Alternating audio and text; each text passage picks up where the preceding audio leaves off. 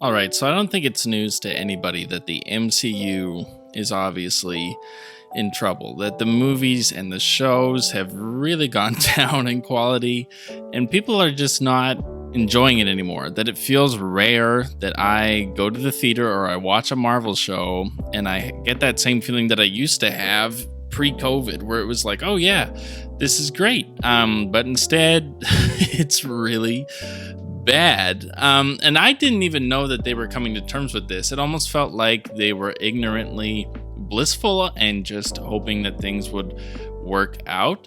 But that turns out to not be the case at all. So Variety has an article, and if you don't know what Variety is like a very credible news source when it comes to movies and TV shows and that kind of stuff. And they have an article where they were able to get insiders to leak a bunch of info about some stuff that's been happening. And so this is like the real deal. This isn't like pretend leaks that like some random guy on Twitter has. This is like real credible information. And so every year the MCU kind of has like a getaway where they like go off and they kind of talk about the next phase and kind of their big ideas. And apparently the talks for this MCU getaway for this year was, how do we save the MCU? That they were hitting the panic button and being like, this thing is going to crash and burn and we need to course correct immediately. And there are some really concerning things that came out of this that are honestly super surprising. And so let's dive into these leaks. So the first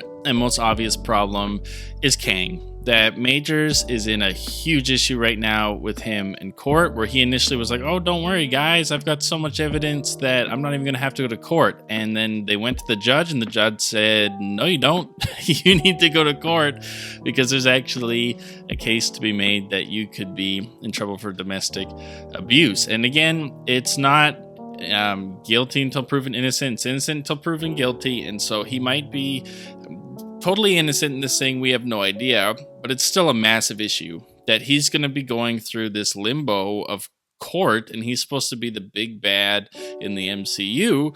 And so the MCU's kind of stalled with the Kang character until this thing is resolved. And the thing about court is it could be done in like 3 months and maybe it'll be quick, or it could be done in like 1 or 2 years. And the MCU just doesn't have that long of a time to wait. And so they have the potential to just recast him. But that is not what they're doing. That actually at this retreat thing that they were at, that they talked about completely replacing him. And I think one of the major reasons for this is that audiences don't really love Kang. Like, we loved him when he showed up in Loki, but then he just dies. And every time we see him and get attached to a version of Kang, he dies. And it kind of, you feel no momentum. Like with Thanos, he appeared in like 2 scenes and everybody was losing their mind. We're so excited to see him. In Kang, I feel zero excitement to see that big climactic battle between him because we've seen him die like 10 times already. Like, he doesn't feel like an imposing figure. If anything, he just feels more annoying at this point. And so they're going to pivot. They actually talked about completely moving away from Kang, which is kind of crazy because one of the Avengers movies is called the Kang Dynasty. So I don't know what they do with that. But completely moving away from Kang and instead moving to Doctor Doom. And I have such mixed feelings on this. For one, Doctor Doom is an incredible villain. He is one of the not the MCU, but Marvel's greatest villains of all time. That to hear him potentially be the big bad for this phase is incredibly exciting. At the same time, I am so concerned that he's just going to be thrown in and shoehorned in essentially to deal with the Kang mess, and it's going to feel terrible. And also on top of this, apparently Kevin Feige wasn't even fully convinced that Kang was going to be a great villain, and he already was hesitant about making Kang the main villain. So that's also a problem with him being the main villain and it not working out well, is Kevin Feige was apparently hesitant to begin with. But I don't know how I feel about Doom, guys, where I'm so excited to see him and that sounds incredible, but at the same time, it sounds so messy. Like, I don't know how you pivot this, switch to a different villain, and it not feel janky and messed up. I mean, I do trust Kevin Feige, and if Bob Iger's able to give him more time and be less spread out between all these shows and movies, I definitely think he could do it, but it makes me nervous. It makes me anxious to think, because it's one thing to have a lackluster Kang Dynasty kind of scenario, but if you bring Doom in and you don't land that plane well, and Doom is done in a way that feels really rushed and poor, and you kind of feel the replacement, that would be terrible. But who knows? Maybe instead of Kang Dynasty, we'll be getting the Doom Dynasty. We'll see. But there's a whole bunch more in this article than just Kang. And so next, one of the big things they talked about was Blade. And if you haven't been paying attention, Blade has been an absolute mess. That initially when they announced the Blade movie, everybody was super pumped and so excited. They brought out the cast and everybody was pumped. And that was years ago, and nothing has happened. They haven't even shot anything. They almost began shooting and then canceled it and rewrote the entire script again. And so some of the leaks of what that script was and what it was going to look like sound horrible. Where apparently Blade was a side character in his own movie, that when it came to screen time, he was around the fourth character when it came to screen time, where there was 3 other characters who had more screen time than him, which is insane. It'd be like going to a Captain America movie and I don't see Captain America. Then instead the movie's actually more about Black Widow and Hulk and Captain Marvel, and Captain America's like the 4th character in his own movie. Like, that would be absolutely bonkers. That's apparently what it was like. And not only was it like that, where Blade was like the 4th character in the movie, but it wasn't even like when you imagine Blade, you imagine like action, fighting vampires, crazy stuff, kind of a dark movie, right? Well, apparently this movie was going to take a different kind of take on Blade, and it was going to be life lessons with Blade. That's kind of how it's described, where Blade's going to go around and he's going to learn about like female empowerment and all these different things, and it was going to be about Blade learning lessons in life, which sounds horrible.